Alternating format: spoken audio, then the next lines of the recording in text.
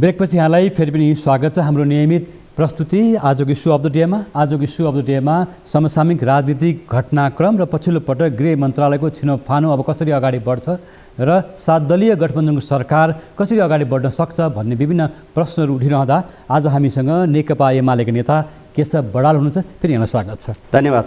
मैले केही कुरा पृष्ठभूमिमा अहिले राखिसकेको छु। जसरी अहिले 7 दलीय गठबन्धनको सरकार पुस 10 गतेको एउटा सहमति अनुसार अगाडि बढ्छ भन्दै गर्दा केही राजनीतिक घटनाक्रमले पछिल्लो पटक गृह मन्त्रालयको छिनोफानो एउटा गम्भीर विषयको रूपमा आएको छ।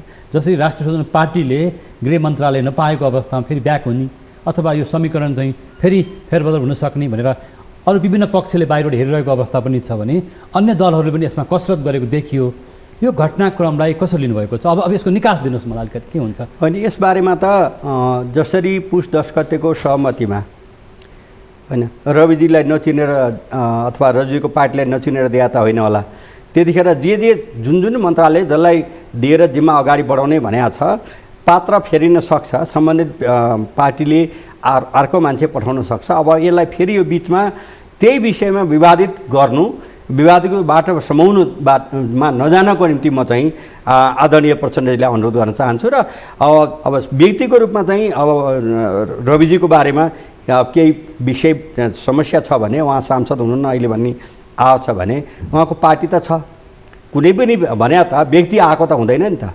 पार्टीले निर्णय गरेर चाहिँ कसलाई कुन मन्त्रालयमा कहाँ पठाउने, आफ्नो भागमा परेको मन्त्रालय भन्ने कुरो अब उहाँहरूको भागमा उतिखेर दिने बेलामा किन सोच्नु भएन? दिनुभयो, त्यो त केशव बडालले दिए त होइन नि त, प्रचण्डजीले दिनुभयो। त्यसले गर्दा अहिले फेरि बिचमा आएर भन्दा पनि त्यसमा कसलाई पठाउने पात्र उहाँहरूले खोज्ने कुरा भयो।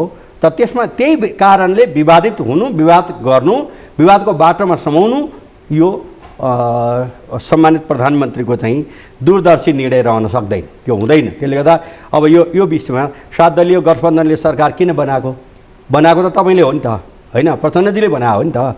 र त्यसमा सहयोग हाम्रो भयो होला भनेपछि जे उद्देश्यले बनाउनु भएको छ कमन मिनिमम प्रोग्राम जुन बनाउनु भएको छ त्यो भित्र सबै रहनु पर्यो, सबै राजनीतिक दल होइन।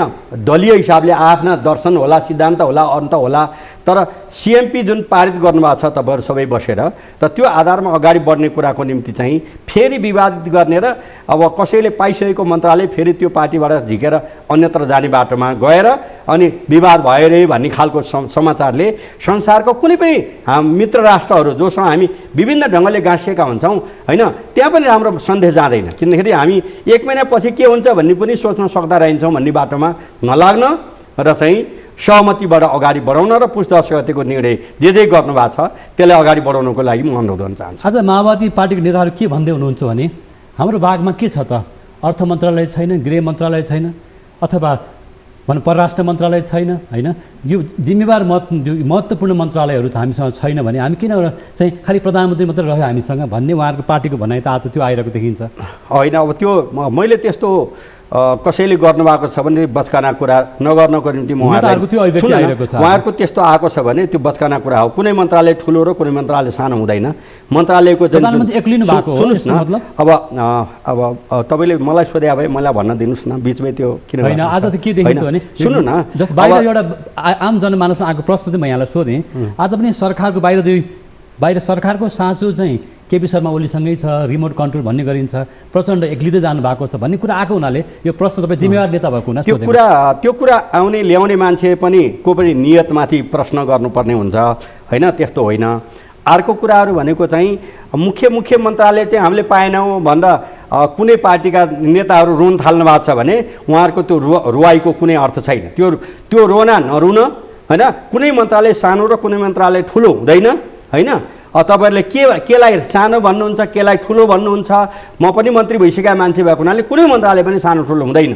क्याबिनेट मन्त्री सबै उत्तिकै अधिकार साथ बहस गर्छन्, छलफल गर्छन् र निर्णय गर्छन् होइन। त्यसले गर्दाखेरि चाहिँ यो मन्त्रालय भएन। त्यसो भए सुरुमा 10 गते त्यो सहमति कसले केशव बडालले कर लाएर गरे हो? होइन नि त। भनेपछि मैले भनेको के भन्दाखेरि चाहिँ आज निर्णय गर्ने एकछिनपछि अर्को फेर्ने कुरो भनेको प्रकारान्तरले त्यसले चाहिँ कहाँ पुर्याउँछ हामीलाई भन्देखि चाहिँ यो देशमा अस्थिरता, अन्यल, अस्तव्यस्तता र विग्रहको बाटोमा लानको निम्ति चाहिँ यो देशलाई कमजोर बनाउनुको निम्ति जुन शक्तिले जुन फोर्सले विभिन्न शक्तिले प्रयत्न गरेका छ त्यही बाटोमा तपाईँहरू लाग्न खोज्नुहुन्छ भने तपाईँहरू प्रकारान्तरले देशभक्त पनि ठहरिनुहुन्न। जस्तो रविजीको विषयमा अब एउटा कुरा चाहिँ प्रचण्ड र ओली बीच कस्तो खालको एउटा सहमति होला, सहमति बिन्दु के हुन सक्छ एउटा चाहिँ सुन्नुहोस् न। अब यो सहमति बिन्दु त होइन, तपाईँको यो जस्तो निकास त चाहियो नि त एउटा नवराजी। अब जस्तो निकास मैले खोजेको सुन्नुहोस् न, नवराजी तपाईँलाई म स्नेह गर्छु। तपाईँले केही अब 7 दलीय गठबन्धन बनाएको छ र 7 दलका हरेक नेताहरूसँग होइन उत्तिकै प्रेम भाव छ नेकपा एमालेको र एमालेका अध्यक्षको। त्यसले गर्दाखेरि चाहिँ अब कुनै व्यक्तिप्रतिको चाहिँ विशेष घाँसेर होइन जुन ढङ्गले रिफ्ट बनाउन सकिन्छ कि भन्ने कोणबाट तपाईँले सोध्या त नहुनुपर्ने हो। मैले तपाईँलाई जसरी बुझ्छु त्यो होइन। त्यसले गर्दाखेरि चाहिँ कुरो के हो भने हाम्रो अध्यक्षले खोजेको कुरो के हो भने पुस 10 गते सहमति भएकोबाट चाहिँ दायाँ बायाँ किन लाग्नुहुन्छ, कोही पनि नलाग्नुहोस्, यो सहमतिबाटै अगाडि बढौँ भन्ने भावना सदाशयतापूर्वक र समृद्ध नेपाल सुखी नेपाल निर्माण गर्न होइन महिनै पछि चाहिँ विचार फेर्ने, महिनै पछि चाहिँ अब चाहिँ अरू दोस्ती फेर्ने, महिनै पछि चाहिँ सहयात्री फेर्ने कामले यो देश कहीँ पनि पुग्दैन। त्यसले गर्दाखेरि चाहिँ हरेकका भूमिका छन्। प्रतिपक्ष भनेको संवैधानिक अङ्ग हो होइन, त्यसले गर्दा प्रतिपक्षमा बस्नेको पनि भूमिका हुन्छ। त्यसले गर्दा अहिले जुन ढङ्गले सरकार बनाउने कुरामा तपाईँहरू चाहिँ पुस 10 गते पुग्नुभयो, 1 महिनापछि नै विचार फेर्ने विचार किन बोक्नु भएको?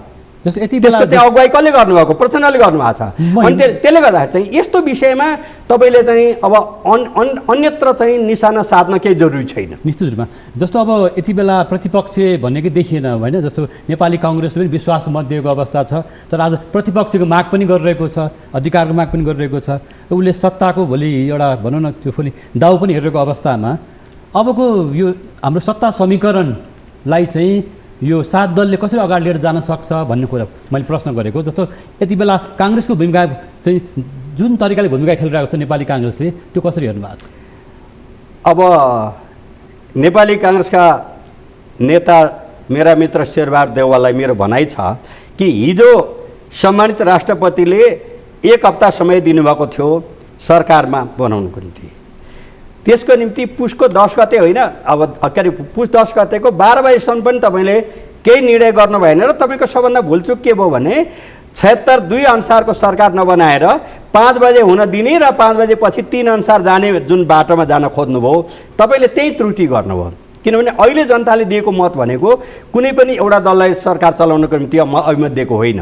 किन हाम्रो वर्तमान संविधानले सार्वजनिक सत्ता सम्पन्न जनतालाई मानेको छ। जनताले मिलिजुली काम गर है भन्ने चाहिँ बाटोमा अगाडि बढाएको छ।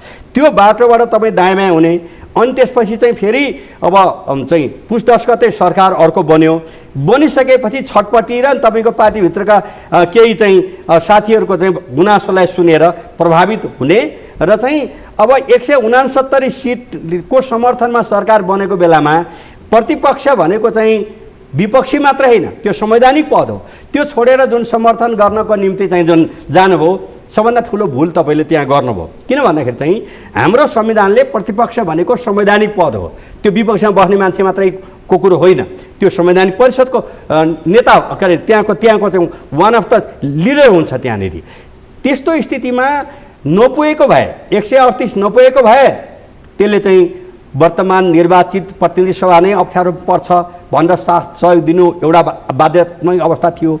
त्यस्तो नभएको बेलामा 169 सिट भएको ठाउँमा समर्थन गरेर जुन तपाईँले खेल खेल्ने जुन चाहिँ अब गलत खेल खेल्ने बाटोमा जान खोज्नुभयो र त्यो तपाईँको बाटो सफल हुँदैन र तपाईँ प्रतिपक्षीको भूमिका निभाउनुहोस्। लोकतन्त्र बलियो हुनुको निम्ति संसदमा प्रतिपक्षीय भूमिका निभाउन नै राम्रो हुन्छ। जहाँसम्म अब त्यसको निम्ति चाहिँ अब यो बिचमै फेरि कि पहिल्यै होस पुर्याउनु पर्थ्यो, पुस 10 गते त्यो नयाँ सरकार बन्ने थिएन, पुरानो त लागेकै हो होइन।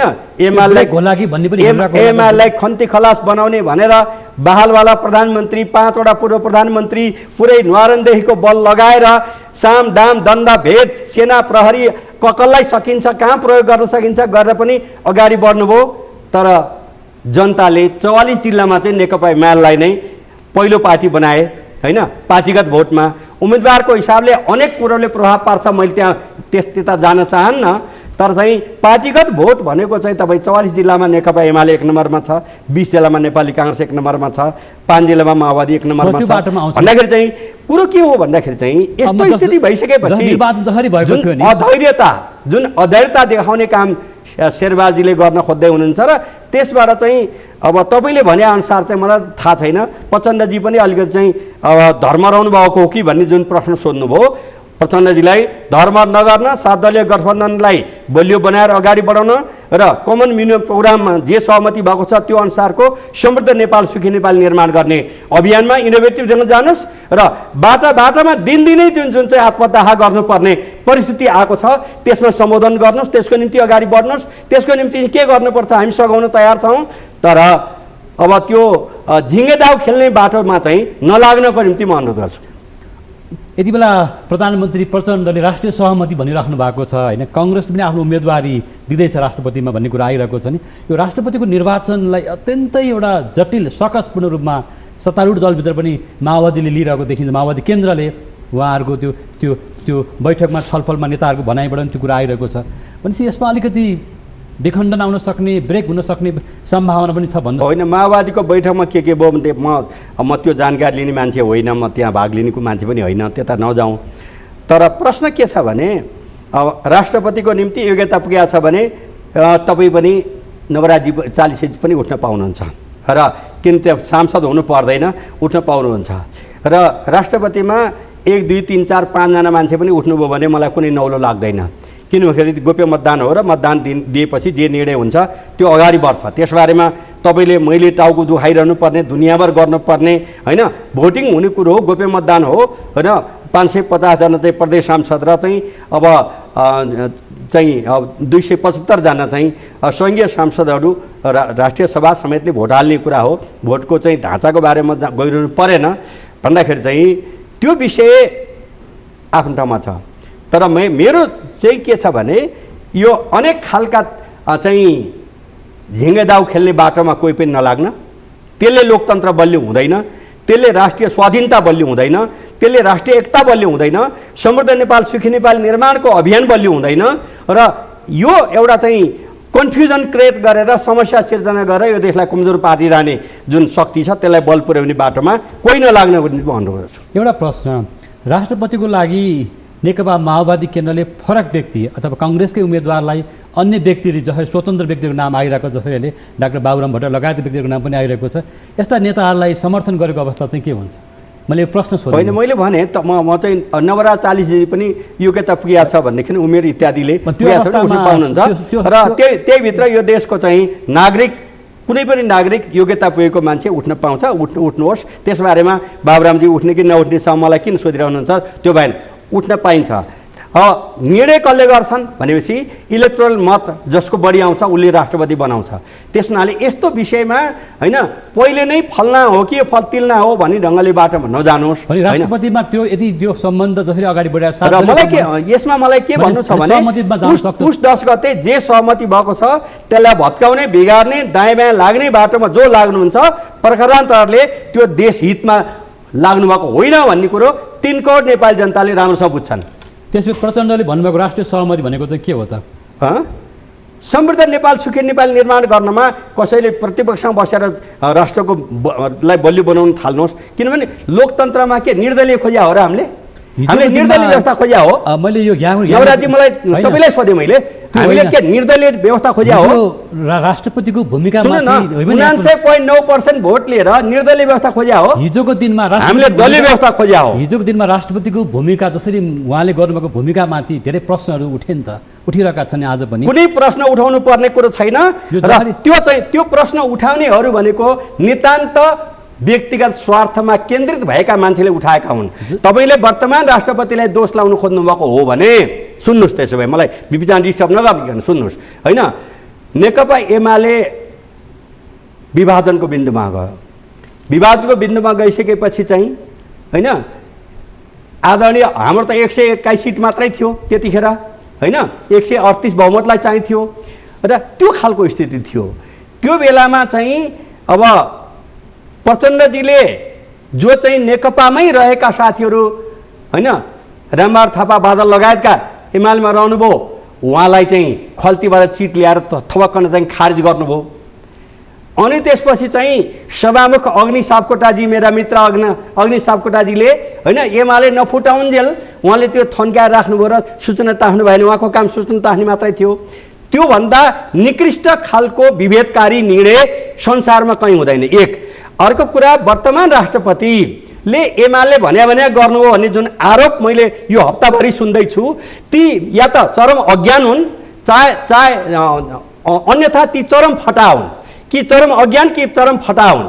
किनभने एमाले फुटाउनको निम्ति मेरा मित्र शेरबहादुरजीले चाहिँ होइन वर्तमान संविधानको निर्माता पनि भएको नाताले पार्टी विभाजनको निम्ति 40% सांसद र 40% चाहिँ होइन केन्द्रीय सदस्य चाहिनेमा अध्यादेश ल्याउनु भयो। त्यसलाई 20% झार्नुभयो। माधवजी, प्रचण्डजी र शेरबहादुरजी तीनजना बसेर माधवजीलाई सोध्नुभयो, तपाईँको 20% पुग्छ कि पुग्दैन भन्नुभयो। ल त्यसो भए अध्यादेशमा 20% ल्याउनु भयो। अब 20% पनि दुईतिर होइन, एकातिरको मात्रै चाहिने ल्याउनु भयो।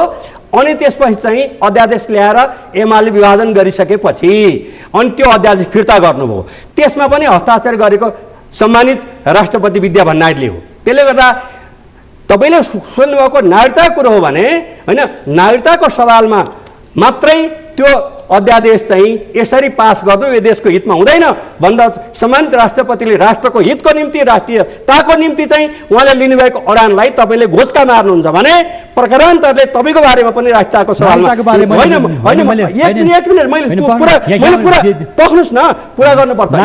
सुन्नुहोस् न, तपाईँले नसोधे पनि तपाईँले राष्ट्रपतिमाथि जुन ब्लेम लगाउनु भयो नि, राष्ट्रपतिमाथि जुन ब्लेम लगाउनु भयो, राष्ट्रको सम्मानित व्यक्तित्वमाथि नेपाली जनताको बिचमा जुन चाहिँ शङ्का उत्पन्न गर्ने जुन गर्नुभयो त्यसलाई क्लियर गर्नुपर्छ। त्यो के हो भने जस्तो एसिया प्रशान्त क्षेत्रमा विश्वको 8 अरब मान्छे मध्ये 2/3 बढ्ता बस्छन् र हाम्रै सार्कभित्रको त्यो भुटानमा बिहे गरेपछि बच्चा जन्मिएपछि बच्चाले नागरिकता पाउँदा मात्रै आमाले पाउँछन्। इन्डियामा 7 वर्षपछि मात्रै दरखास्त दिने पाइन्छ र सबभन्दा छोटो पाउने भनेको सिङ्गापुरमा 2 वर्ष कुर्नुपर्छ।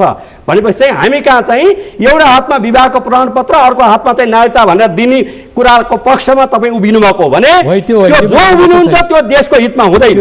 राष्ट्रिय हितको लागि त्यो अड्याएकोमा राष्ट्रपतिमाथि चाहिँ ब्लेम लगाउने हो तपाईँले। राष्ट्रपतिको भूमिका मैले ब्लेम लगाएको छैन मान्नु त्यो। वर्तमान राष्ट्रपति भनेको राष्ट्रताको पहरेदार हो, राष्ट्रको पक्षमा दृढतापूर्वक उभिने व्यक्तित्व हो। उहाँलाई म धन्यवाद दिन चाहन्छु। वक्ता एकैले बोल्दाखेरि त गाह्रो हुन्छ नि। यहाँ सुन्नुहोस् के भने राष्ट्रपतिले राष्ट्रिय हितको लागि निर्णय गर्नुपर्छ। नागरिकता विधेयकमा मैले प्रश्न उठाएको छैन, तर के भन्दाखेरि कतिपय अवस्थामा राष्ट्रपति र सरकार एउटै पार्टीको रहँदा कतिपय अवस्था हस्तक्षेप भयो, बालटारबाट हस्तक्षेप भयो भन्ने कुरा नागरिक तहमा उठाएर यो प्रश्न राखेको हो। अब अन्तिममा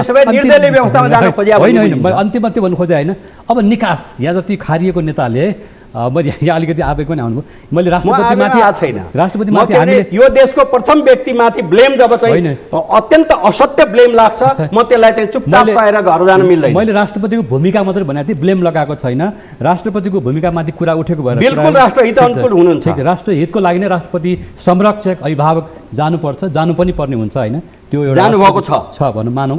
अब यसको समीक्षा त चाहिँ आगामी दिनहरू हुने नै छ, यसको निर्मम समीक्षा होला। तर अब अन्तिममा यहाँ जति एउटा खारिएको नेताले भन्नुपर्दा निकास के त अब यो 7 दल कसरी अगाडि बढ्छ, अबको सरकार कसरी अगाडि बढ्छ थोरै संक्षिप्तमा। ठिक छ, निकास भनेको चाहिँ पुस 10 गते जे सहमति भएको छ र कमन मिनिमम प्रोग्राम जुन चाहिँ 7 दलले सहमति गर्नुभएको छ त्यसको केही परिमार्जन गर्न बाँकी भए पनि मेजर विषयमा, किनभने भिन्न भिन्न दर्शन सिद्धान्त बोकेका साथीहरू चाहिँ 7 दलभित्र हुनुहुन्छ।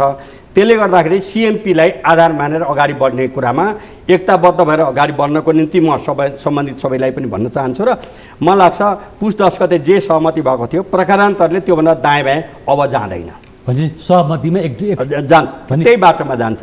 ओली र प्रचण्ड बीचकोमा ब्रेक हुँदैन भन्नुहोस्। हुँदैन। ब्रेक हुनु भनेको देशको निम्ति चाहिँ त्यो दुःखद बाटो हुन्छ। त्यो कुनै पनि शक्तिको दबावमा अथवा यहाँले अहिले भन्न धम्काएर पनि ब्रेक हुँदैन। धम्क्याउने कुरो चाहिँ आएको छ भन्ने मैले सुनेको छु। प्रचण्डजीलाई अलि धम्की सम्की आएर पनि अलिकति केही बोल्न बाध्य हुनुभएको छ। हस्, यहाँको महत्त्वपूर्ण विचार, खारिएको अनुभव एउटा भनौँ न एकदम जोडदारसँग राख्नुभयो राष्ट्रिय हितको लागि पनि। निश्चित रूपमा हामीले राष्ट्रियताको लागि कुनै पनि त्यस्तो चाहिँ कसैमाथि आरोप प्रत्यारोप गरेका छैनौँ, बरु हामी खबरदारी चाहिँ गरेका छौँ। दर्शकवृन्द, यो 7 दलीय सरकार चाहिँ अब कसरी अगाडि बढ्छ या चाहिँ यसको सरकारका सामु के कस्ता अवरोधहरू आउन सक्छन् त्यो हेर्न बाँकी नै छ। यसै सन्दर्भमा आज हामीसँग नेकपा एमालेका नेता केशव बडाल हुनुहुन्थ्यो। उहाँको समय र विचारको लागि धन्यवाद दिँदै आजको लागि स्वर डेको समय पुरा भएको छ। हामी बिदा माग्छौँ। नमस्कार। धन्यवाद।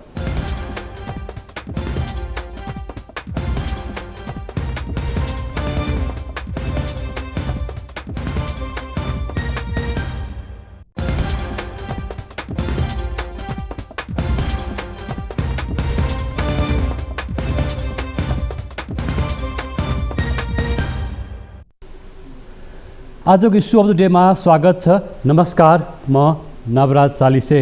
दर्शकवृन्द, यतिखेर नेकपा माओवादी नेतृत्वको सरकारका सामु प्रशस्त चुनौतीहरू थपिएका छन्। सरकारका सामु राष्ट्रपति र उपराष्ट्रपतिको निर्वाचन गराउनुपर्नेछ। पछिल्लो पटक सरकारका सामु गृह मन्त्रालयको पनि छिनोफानो गर्नुपर्ने अवस्था छ। राष्ट्रिय स्वतन्त्र पार्टीले यति बेला आफूले गृह मन्त्रालयको जिम्मेवारी नपाए सरकारबाट हट्नेसम्मको चेतावनी दिइसकेको अवस्था छ र त्यसै गरी राष्ट्रिय स्वतन्त्र पार्टीका सभापति रवि लामी छाने र प्रचण्ड बीचको भेटवार्ता पनि सकारात्मक हुन नसकेको भन्ने कुरा बाहिर आएको छ। यद्यपि यति बेला सरकार अब कसरी अगाडि बढ्छ, सरकारका सामु पनि प्रशस्त चुनौतीहरू थपिएका छन्। जसरी जनअपेक्षा अनुसार सरकार अगाडि बढ्न सक्यो सकेन त्यो आफ्नो ठाउँमा त्यसको समीक्षा गर्ने बेला हुँदैछ। तर यति बेला सिङ्गो मुलुकको अर्थतन्त्र निकै ठुलो अप्ठ्यारोमा परेको छ। ब्याङ्क वित्तीय संस्थाको ब्याज दर महँगो हुँदै गएको छ। सामान्य साना मझौला व्यवसायीहरूले सडकमा आत्मदाह गरेको अवस्था छ। यसरी सिङ्गो मुलुकको अर्थतन्त्र निकै चाहिँ चुनौतीपूर्ण अवस्था छ भन्नेतर्फ प्रधानमन्त्री स्वयंले पनि बताउनु भएको छ। सरकारले आफ्नो सामु आएका विषयवस्तुहरू, यति बेला आएका चुनौतीहरू, राष्ट्रपतिको निर्वाचन, उपराष्ट्रपतिको निर्वाचन, गृह मन्त्रालयको छिनोफानो कसरी गर्दैछ त्यो पनि हेर्न बाँकी नै छ। आज हामी यिनै सन्दर्भमा सत्तारूढ दल नेकपा एमालेका नेता केशव बडाल हुनुहुन्छ। उहाँ पार्टीको केन्द्रीय अनुशासन आयोगको पनि अध्यक्ष हुनुहुन्छ, पूर्व मन्त्री हुनुहुन्छ। आज हामी उहाँसँग यति बेलाको वर्तमान समसामयिक राजनीतिको बारेमा कुराकानी गर्नेछौँ। यहाँलाई स्वागत छ। धन्यवाद छ नवराजी। व्यस्त हुनुहुन्छ होला? ठिकै छ। त्यस्तै तपाईँ आफै पनि एउटा अर्थ राजनीतिको ज्ञाता होइन, एउटा सहकारी आन्दोलन अर्थतन्त्रलाई राम्रो नजिकबाट निहाल्दै आउनुभएको छ। आज हामी कुराकानी यहाँबाट सुरुवात गरौँ। यति बेला सरकारका सामु त प्रशस्त चुनौतीहरू देखियो नि। जनजीविकाका मुद्दाहरू धेरै देखिए, महँगी होइन, त्यो मूल्यवृद्धिले पारेको समस्याहरू, सामान्य नागरिकहरूको दैनिक जीवन कष्टप्रद बन्दै गएको छ। साना मझौला व्यवसायहरू सडकमा आत्मदाह गरेको अवस्था छ। यी पाटो अर्थ जीवनका भयो भने राजनीतिक जीवनका पनि समस्याहरू त छन्। सर्वप्रथम त नवराजी धन्यवाद छ नेपालको अर्थतन्त्रसँग गाँसेरै प्रश्न गर्नुभएकोमा। वास्तवमा अहिले चाहिँ नेपालको आर्थिक स्थिति असाध्यै समस्यामा छ र यसको निम्ति चाहिँ समाधानका उपाय नै नभएको पनि होइन हो। विश्वव्यापी रूपमा अर्थतन्त्र चाहिँ अप्ठ्यारो अवस्थामा छ र युरोपियन युनियनभित्रका देशहरू र बेलायत जस्तो देशमा पनि गत 50 वर्ष यताको सबभन्दा ठुलो अब 10% चाहिँ मूल्यवृद्धि, डबल डिजिटमा मूल्यवृद्धि हुने कुराहरू, मुद्रास्फीति त्यही ढङ्गले हुने कुराहरू, अमेरिका जस्तो देशमा पनि त्यो हुने कुराहरू छन्। तर हामीले त्यस्तो छ भनेर चाहिँ त्यही प्रभाव यहाँ पर्या हो भनेर ढुक्क भएर बस्न मिल्दैन। मैले चाहिँ वित्तीय क्षेत्रका जानकार व्यक्तित्वहरू, अर्थ मन्त्रालय, राष्ट्र ब्याङ्क र सबै ब्याङ्क वित्तीय संस्थाका अगुवा व्यक्तित्वहरू, खास गरी ब्याङ्किङ एसोसिएसनका जिम्मेवार व्यक्तित्वहरूलाई पनि अहिले एकातिर मान्छे अप्ठ्यारो अवस्था परेर बाध्यात्मक अवस्थामा आत्मदाहको बिन्दुमा गएको छ भने अर्कातिर हाम्रा ब्याङ्कहरू चाहिँ होइन अर्बौँ रुपियाँ मुनाफाको ग्राफ चाहिँ हामीले देखिरहेका छौँ। त्यसले गर्दाखेरि चाहिँ अप्ठ्यारो बेलामा यही बेलामा हामीले नाफा बढी लिनुपर्छ भन्ने दिमागबाट हटाएर र ब्याङ्कले ब्याज दर बढ्न दिनु भएन, ब्याज दर घटाउनु पऱ्यो। जस्तो 6%मा चाहिँ लोन लिएका मान्छेलाई 16%सम्म तिर्नु परेको चाहिँ दुर्घटना, त्यसले गर्दा पारेको अब 6% ब्याजमा पाएको ऋण अब पछि चाहिँ अचानक चाहिँ सम्झौता भएको भन्दा धेरै बढी चाहिँ तिर्नु पर्दाखेरि भनेको धेरै व्यवसायीहरू, खास गरिकन तपाईँले भन्नुभयो अब मझौला र साना व्यवसायीहरूको निम्ति ठेक्न गाह्रो, ठुलालाई पनि अप्ठ्यारो त परेको छ। तर के छ भने सानाले धेरै ठेक्न गाह्रो हुन्छ र भन्दाखेरि यस्तो स्थितिमा म तपाईँको मिडिया मार्फत र चाहिँ अर्थ मन्त्रालय र चाहिँ राष्ट्र ब्याङ्कलाई यो अवस्थामा तत्कालै गर्न सकिने कामहरूमध्ये यो ब्याज दरको जुन मात्रा छ त्यसलाई चाहिँ सिङ्गल डिजिटभन्दा तल झार्ने गरी त्योभन्दा माथि जान नदिने गरी चाहिँ जतिसुकै चाँडै कदम चाल्नको निम्ति मैले विशेष अनुरोध गरेँ माननीय अर्थमन्त्रीज्यूलाई पनि र चाहिँ राष्ट्र ब्याङ्कका आदरणीय गभर्नर समेतलाई मैले अनुरोध गर्न चाहेँ तपाईँको मिडिया मार्फत। भन्नु भने एउटा कुरा म यहाँ गएँ, यहाँ आफै उद्योग मन्त्री पनि भइसक्नु भएको र नेपालको मुलुकको एउटा सहकारी आन्दोलनको एउटा प्रखर व्यक्ति संस्थापक होइन। मैले यो प्रसङ्ग किन जोडेको भन्दाखेरि संसद भवन अगाडि होइन, जहाँ संसद भवन अगाडि प्रधानमन्त्री समेत निस्कँदै गर्दाखेरि प्रेम आचार्य जस्ता व्यक्तिहरूले जसरी आत्मदाह गर्ने अवस्था आयो नि, यो त सरकारको सामु राष्ट्र ब्याङ्कका सामु निकै गम्भीर प्रकृतिक घटना होइन? यो अत्यन्त दुःखद र मार्मिक घटना हो। तर यसमा म दुईटा पाटो, पहिलो नम्बरमा सङ्कट पर्यो भन्ने बित्तिकै, अप्ठ्यारो दिन आयो भन्ने बित्तिकै कुनै पनि तहका व्यापार व्यवसाय उद्योग कृषि जुनसुकै ठाउँमा क्रियाशील रहनुभएका आदरणीय व्यक्तित्वहरूलाई पनि मेरो निवेदन गराएको के छ भने सङ्कट पर्दछ मानिसलाई ढुङ्गालाई के पर्छ, रामेशजीले गाउने गरेको गीत सुन्नु होला होइन। सङ्कट आयो भन्ने बित्तिकै बाआमाले साह्रै दुःख गरेर आफू खाइ नखाइ हुर्काएको त्यो ज्यानलाई जलाउने बाटोलाई प्रोत्साहित गर्ने खालका मिडियाले पनि अगाडि नबढाउँ, किनभने त्यो अन्तिम बाटो होइन, त्यो चाहिँ आफ्नो जीवनलाई नै समाप्त गर्ने बाटोमा जाने होइन, तर गलत कुराको विरुद्धमा गलत भएका कुरालाई करेक्सन गर्नको निम्ति चाहिँ शान्तिपूर्ण सङ्घर्षका बाटा लिनुहोस्, त्यो लोकतान्त्रिक बाटो हो। तर उहाँको प्रतिकार त राज्य प्रणाली चाहिँ विरुद्ध छ, राज्यका अपव्ययहरू विरुद्ध, ब्याङ्किङ प्रणाली विरुद्ध, उद्योग व्यवसायमा भएका समस्यामा अथवा राज्यले गर्न नसकेका कुराहरू होइन, राष्ट्र ब्याङ्कले गर्नुपर्ने कुराहरूलाई उहाँले प्रतिकार गर्नुभएको होइन। मैले ठिक छ, प्रतिकार गर्ने कुरो भनेको आत्मदाह होइन। र तपाईँहरूले मिडिया कर्मीलाई पनि मेरो निवेदन गराए के छ भने आत्मदाह गर्ने कुरा बहुत बहादुरी भयो, बहुत राम्रो भयो र त्यसले धेरै मान्छेलाई सम्झाउने काम गर्यो भन्ने ढङ्गले मिडिया प्रचार गर्ने कुरोले यो घटनापछि पनि अर्का दुईवटा घटना घटिसक्यो होइन। काठमाडौँको मात्रै तपाईँले कुरा गर्नुभयो, पोखरामा घट्यो, विराटनगर घट्यो भन्दाखेरि यस्तो कुरोलाई फेरि तपाईँ हाम्रो मिडियाकर्मीले, म तपाईँ मिडियामा बोलिरहेका छु, तपाईँ सोधिराख्नु भएको छ, यस्तो बेलामा कुनै उपाय छैन, आत्मदाह गर्ने बाहेक केही उपाय छैन भन्ने ढङ्गले प्रचार गर्नु पनि गलत हुन्छ। त्यसले प्रकारान्तरले चाहिँ राष्ट्रहित गर्दैन, जनताको समस्याको हल गर्दैन। त्यसले गर्दा म के भन्छु भने यो मेरो प्रश्न चाहिँ के भन्दा मिडियाकर्मीले जस्तो यो कुरा आयो नि त, यसले राज्य प्रणालीलाई खबरदारी गरेको हो नि त। हामीले त एउटा खबरदारी गर्दाखेरि राज्य प्रशासनले जति जिम्मेवार लिनुपर्ने हो त्यो लिएन भन्ने गुनासो आइरहेको हुनाले यो प्रश्न उठाएको हो। त्यही म भन्छु, तपाईँ हामीले गरेको प्रचारले, मैले बोल्ने कुराहरू, तपाईँहरूले सोध्ने कुराहरूले को प्रचारले चाहिँ आत्महत्या गर्नको निम्ति अरू पनि हजारौँ अप्ठ्यारोमा परेका मान्छेहरूलाई उत्साहित गर्ने काम चाहिँ नगरौँ। मेरो निवेदन गराइयो हो, त्यो उत्साहित नगरौँ। किनभने यो देशमा तपाईँ भन्नुहोस् त ती मुसहर, चमा, डोम, खद्बे, हलखोर लगायतका चाहिँ अत्यन्त भूमिहीन किसानहरू जो चाहिँ नगरको चाहिँ डिलमा छाप्रो बनाएर बसेका छन्, टोयलेट बनाउने ठाउँ पनि छैन, त्यो अवस्था भएर पनि दिनदिनै ज्याला बनी गएर पनि मान्छे बाँचेका छन्। उहाँहरू त आत्महत्या गरिराख्नु भएको छैन, त्यहाँ पनि महँगी छ, समस्याहरू छन्, त्यहाँ पनि मिटर ब्याजीको समस्या छ, त्यो सब समस्या छ। तर हामीले प्रश्न उठायो के भने यस्ता किसिमको आर्थिक अपराधहरू आर्थिक अवस्थामा राज्य अथवा नियामक निकायले बढी ध्यान दिनु पर्थ्यो कि बढी ध्यान दिन सकेनौ? मैले सुरुमै भने वर्तमान अर्थमन्त्री समेत अर्थ मन्त्रालयका सम्पूर्ण अवयवलाई, राष्ट्र ब्याङ्कका गभर्नरज्यू र सम्पूर्ण राष्ट्र ब्याङ्कलाई होइन, मेरो अनुरोध के छ भने तपाईँहरू चाहिँ यी वित्तीय क्षेत्रमा जुन अहिले सबभन्दा ठुलो समस्या भनेको चाहिँ होइन, अब कोरोनाले अप्ठ्यारो पर्यो, अन्तर्राष्ट्रिय चाहिँ युक्रेन युद्धले अप्ठ्यारो पर्यो, अरू तमाम कुराले अप्ठ्यारो परेको छ विश्वव्यापी रूपमा।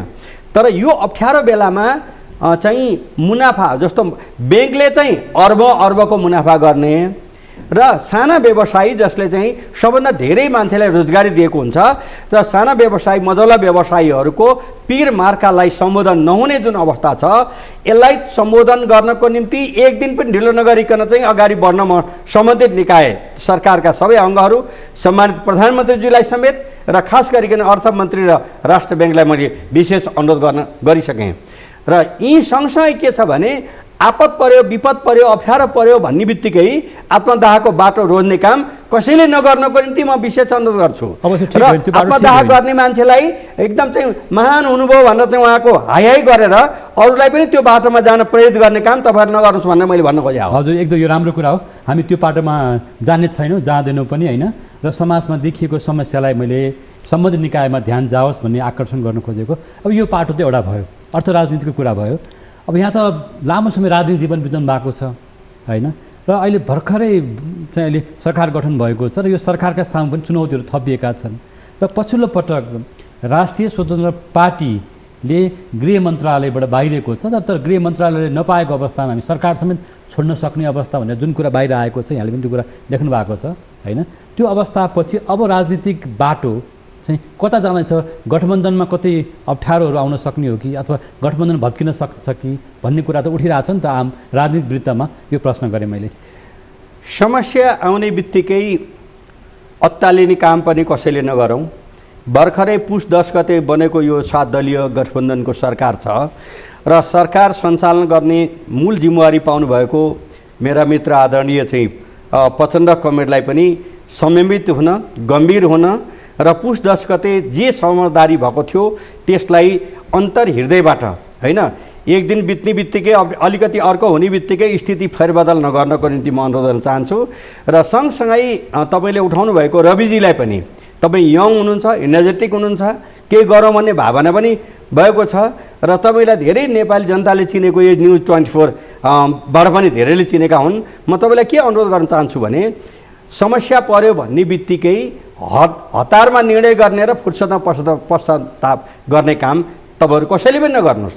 किन राज्य चलाउने कुरो भनेको बडो गम्भीर विषय हो। त्यसले गर्दा चाहिँ यस्तो विषयमा जुन मन्त्रालय जसरी चलाउने भनेर चाहिँ पुस 10 गते सहमति भएको थियो त्योबाट चाहिँ होइन अब मौका पर्यो त्योबाट किन त्यता रहिरहने भनेर आदरणीय सम्मानित प्रधानमन्त्री प्रचण्डले पनि नसोच्नुहोस्। र त्यसै गरी हडबडमा फेरि चाहिँ छोड्ने कि रहने भन्ने ढङ्गको बाटोमा रविजी पनि नजानुहोस्। ठिक छ, रविजीको मात्रै प्रश्न होइन, उहाँहरूको पार्टी छ र पार्टीले के निर्णय गर्छ पार्टीले बडो गम्भीर हुन र हडबडमा निर्णय नगर्न र सरकारमा छोड्ने कुरा नगर्न र त्यसै गरी सम्मानित प्रधानमन्त्रीलाई पनि जुन मन्त्रालय जुन पार्टीलाई दिएको थियो, पार्टीका व्यक्ति फेरिन सक्छ, पार्टीको व्यक्ति बिदा हुनसक्छ, तर सम्बन्धित पार्टीलाई जिम्मा दिइसकेका कुरामा फेरि अन्यथा अर्को बाटो रोज्ने काम अब किन दिने भन्ने ढङ्गले चाहिँ हडबडमा चाहिँ अब त्यो स्थिति बिगार्ने काम नगर्नको निम्ति सम्मानित प्रधानमन्त्रीलाई पनि मैले विशेष अनुरोध गरेँ। किनखेरि हतारमा निर्णय गर्ने र फुर्सदमा पश्चाताप काम गर्नु हुँदैन। विगतमा धेरै घटनाहरू घटिसकेका छन्।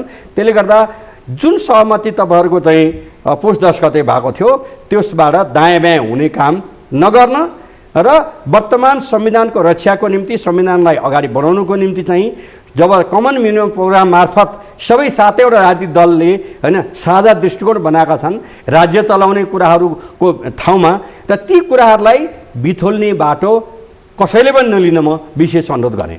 गृह मन्त्रालयको यो भागबन्डा छिनोफानो विषय लिएर सत्तारूढ गठबन्धन जो मुख्य घटकहरू नेकपा एमालेका अध्यक्ष केपी शर्मा ओली र माओवादीका अध्यक्ष प्रचण्ड बीचको यो मनमुटाव बढ्न सक्छ भन्ने अनुमान पनि गरिएको छ। यसले सत्ता समीकरणको दायाँ बायाँ हुनसक्छ, के छ? होइन, यस कुरो के छ भने अब यो एउटा सानो घटना आउने बित्तिकै बिथोलिने खालको मोर्चा चाहिँ नबनाएको भए हुन्थ्यो। त्यसो भए त्यसले गर्दा बिचमा कुनै कुनै घटना घटे, विभिन्न खालका कुराहरू आए, आउने बित्तिकै प्रभावित हुने, आउने बित्तिकै चाहिँ यता जाउँ कि उता जाउँ भन्ने कुरो भयो भने दोमन भनेको चाहिँ पोलिटिकल लिडरसिपमा चाहिँ त्यो कहिले यता कहिले यता भन्ने बाटोमा चाहिँ नजान म अनुरोध गर्न चाहन्छु।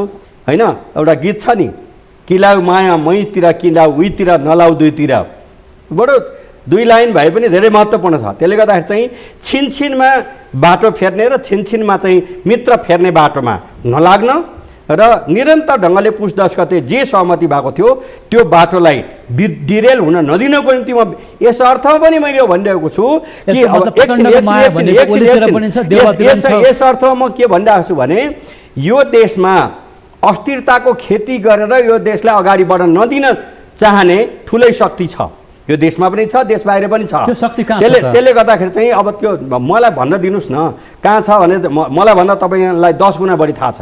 त्यस हुनाले कुरो के हो भन्दाखेरि चाहिँ अस्थिर बनाएपछि मात्रै नेपाल कमजोर हुन्छ। नेपाल कमजोर भए मात्रै नेपालमा हस्तक्षेप गर्न सकिन्छ, नेपालमा आफूले भनेको उठबस गराउन सकिन्छ भन्ने एउटा शक्ति लामो समयदेखि छ। तपाईँलाई याद छ 2007 सालदेखि कुनै पनि सरकारले 5 वर्ष लगातार काम गर्न पाएको छैन। निर्दलीय पञ्चायती व्यवस्था जहाँ राजाको सोझै चल्थ्यो त्यो पनि कुनै पनि प्रधानमन्त्रीले 5 वर्ष लगातार चलाएनन्। यद्यपि सूर्यबहादुर थापाले 12 वर्ष सरकार चलाए तर लगातार 5 वर्ष एकपटक पनि चलाएको होइन। भन्दाखेरि यो आज होइन, आजको नयाँ स्थिति होइन। हिजोदेखि यो देशमा अस्थिरता, अन्यल, अस्तव्यस्तता, आपसी द्वन्द्व, विवाद सिर्जना गर्ने र आफ्नो स्वार्थ पुरा गर्ने चाहना राख्नेहरूलाई बल पुर्याउने काम कसैले नगर्नको निम्ति मैले विशेष अनुरोध गरेँ। बडो गम्भीर हुन र मैले धेरै नबुझिकन बोलेको छैन यो बाटोमा।